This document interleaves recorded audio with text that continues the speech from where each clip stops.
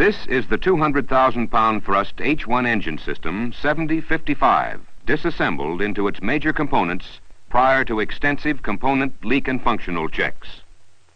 This outboard engine, together with inboard engine number 4055, has successfully completed qualification testing during this quarter. In this program, the H-1 engine system demonstrated that it meets all NASA requirements for safe and satisfactory operation at the 200,000-pound thrust level. The two engines were manufactured at Rocketdyne's Neosho, Missouri facility. The outboard engine was 10th in the production line of the 200K model, and the inboard engine was the 12th in its series. Each engine completed 3 production acceptance tests at Neosho. They were then shipped to Rocketdyne's Propulsion Field Laboratory in California, where the qualification test program was conducted. Engine 4055 accumulated a total of 2,081 seconds of main stage time in 17 tests, and engine 7055 accumulated 2,500 seconds in 34 tests. These tests ranged from routine operation to programmed malfunctions. 10 duration tests were made on each engine to demonstrate engine life and performance repeatability. 2 tests were made during which the outboard engine was gimbaled through a half angle of 3 1/2 degrees, the maximum angle being limited by the facility. The high and low temperature environmental tests were conducted on the Canyon 2 test stand. Internal engine temperatures of 130 degrees on the high side and 0 degrees on the low were established by exposing the engine system to those temperatures for 6 hours prior to engine start.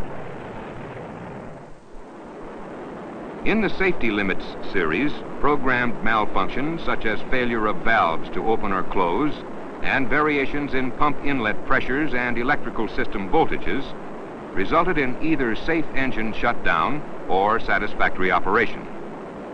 To demonstrate the dynamic stability of the combustion process of the H-1 engine, as shown here in high-speed photography, a 50-grain bomb was detonated in a baffle compartment of the injector to induce combustion instability. Stable combustion was re-established within 20 milliseconds of bomb detonation.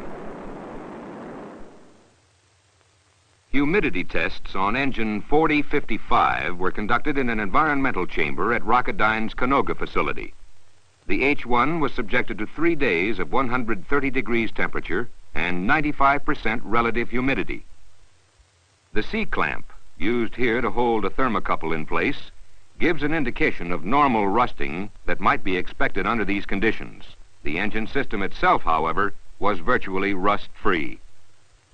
H-1 engine 7055 was subjected to a decontamination procedure.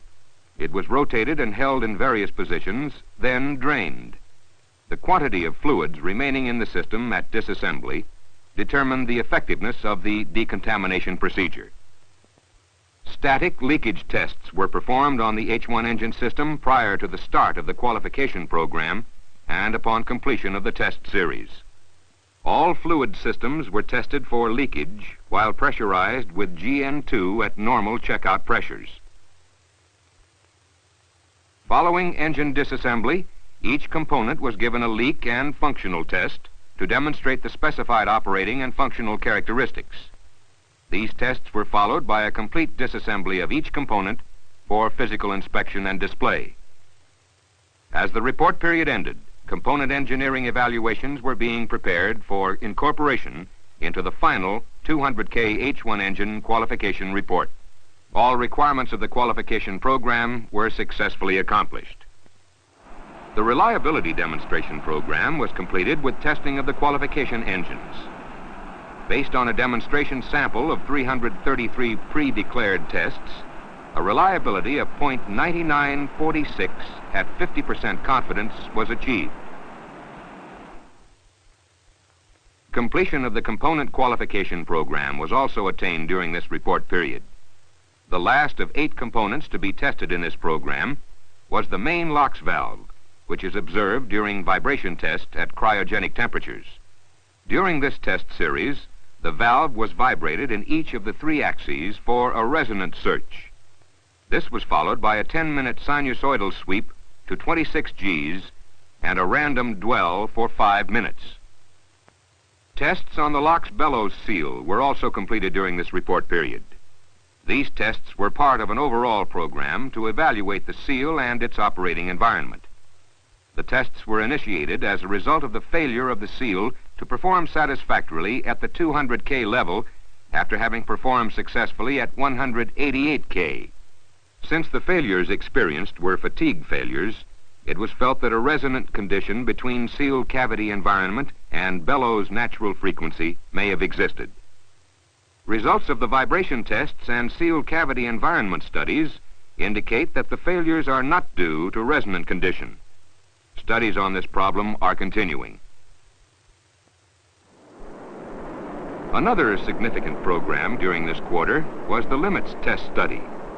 Essentially, this consisted of operating the 200,000-pound thrust H-1 engine system at thrust levels up to 230,000 pounds. Purpose was to study the upper operating limits of the H-1 engine. The majority of the components used were from the 200K production line. However, certain hardware known to be marginal at the high thrust levels were modified. Engine HL-138 was instrumented with 92 strain gauges and 34 thermocouples. It was hot-fired for approximately 2,500 seconds in 25 starts. Evaluation of test data is in progress. Following final system and component leak and functional checks, the engine was disassembled for a thorough inspection. At the exit end of the thrust chamber, ripple patterns were noted. These were expected and are a result of thermal buckling at the higher thrust levels. Moderate damage was sustained in one area from a fragment of the 50-grain bomb used in the stability test. In the combustion chamber, a number of dents and 2 pinhole leaks were observed. These also are believed to have been caused by bomb fragments. The injector used in the limits test program was of standard 200K design, but modified to enlarge the orifices on the oxidizer side by 13% and on the fuel side by 10%. This allowed greater propellant flow with a minimum increase of the pump requirements. A hole was machined for installation of the 50-grain bomb. The turbopump was found to be in excellent condition following the limits test program. The A pinion, the intermediate gear, and the main shaft spline of the gear case showed little wear on the contacting surfaces. Bearings numbers 1 through 6 showed no excessive axial load resulting from increased power operation. Also, there was very little evidence of outer race outboard shoulder wear. Bearing number 7 of the turbine assembly was in excellent condition. Bearing number 8, also of the turbine assembly, was in good condition. Turbine wheels were binocular inspected, and there was no evidence of erosion or cracks on the turbine blades. The operating parts of the main LOX valve showed no unusual wear.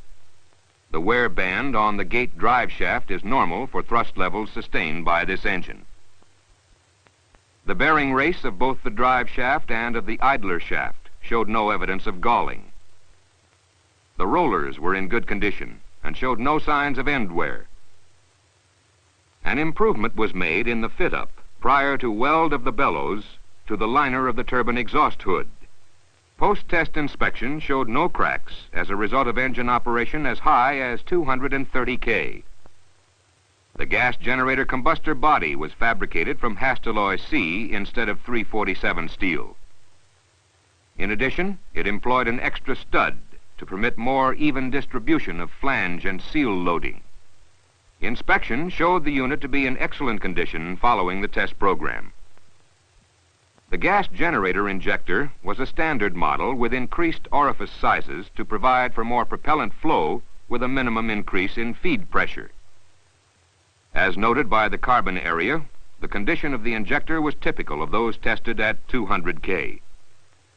In general, the limits test engine HL-138 exhibited very satisfactory performance and provided data needed to calculate stress margins at the high thrust levels. A second limits test engine, HL-139, is currently undergoing test. This engine is instrumented with 13 accelerometers to provide vibration data on critical components. The program to evaluate an experimental thick-walled tube forming process continued during this quarter. In the conventional method, the die in which tubes are formed is machined from a steel plate. This method ensures a high degree of integrity, but requires a long lead time in fabrication before a new tube design can be evaluated.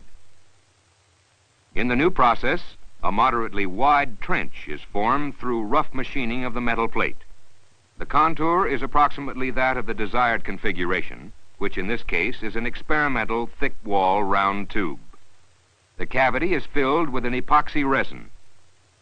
This filler cures and hardens at room temperature in approximately 12 hours.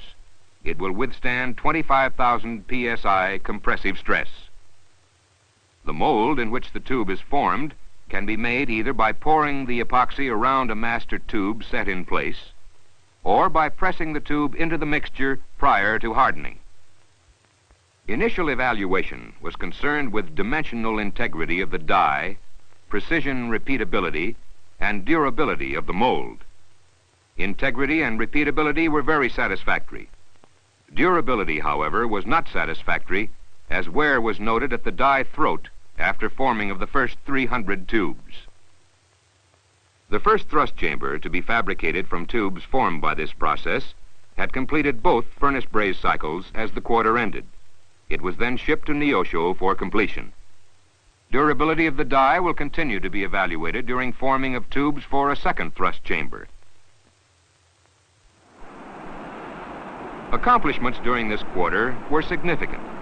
Completion of the 200K engine qualification program, completion of the component qualification program, demonstration of 99% reliability at 50% confidence, and accumulation of data during successful testing at high thrust levels.